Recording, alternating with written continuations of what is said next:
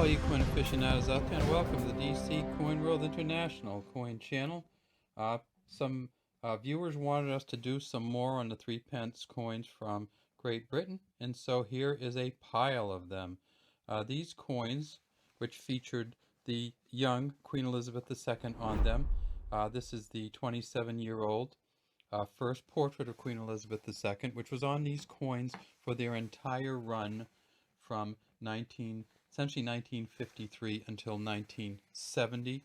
These coins were demonetized on August 31st, 1971, when Britain embraced the decimalization, and so the 3 pence coins, which were worth a quarter of a shilling, which were worth 1/80th of a British pound, were no longer fitting into the decimal system, and so these coins were removed from circulation.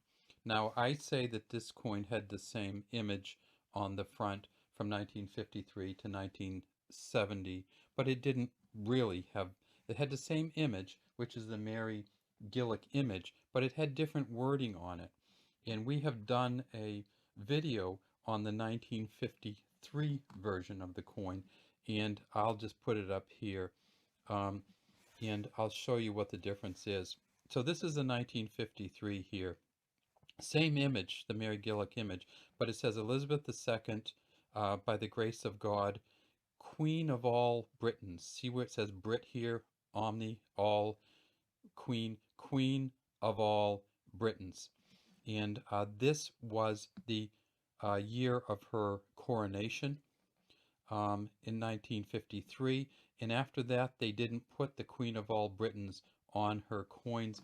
We went straight to this Elizabeth II, by the grace of God, and see it said Dea Gratia instead of Dea Gra, and Regina, Queen and Defender of the Faith. So from 1954 until 1970, it was this image and this wording. And so you won't see many differences between them.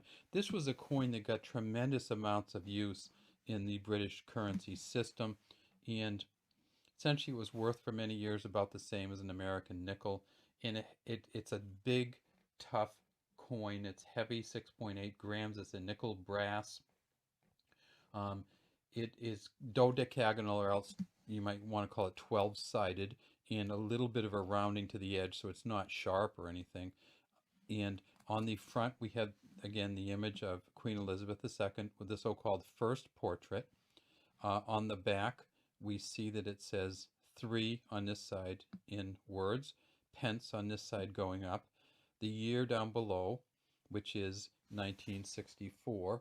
And if we blow it way up, we see that this is one of those kind of chained gates that would protect a castle, or, essentially you go over the moat and then there's this big chain gate or portcullis protecting the castle. And down at the bottom here, which is kind of cool, it's hard to see unless you blow it up, is a W and a G. So this is a William Maving Gardner engraving here. And you can see how finely he did the chain and the metal on the portcullis and the spikes that went down so that it would kind of be immovable, hopefully. Down here we see the year, 1964, and at the top we see the kind of crown with almost a fleur-de-lis, almost here, the whole crown, and then the cross in the center. So this coin was made in various amounts between 1954 and 1970. In the 50s, it started out between 20 and 40 million. In the 60s, they bumped it up a little bit to between 40 and 80 million. And then the last big gasp was the 1967 coin. Let's see if we can find one of those here. I think we probably have one. The 1967 coin, which they made, let me see, there's got to be one here. Is that one right there?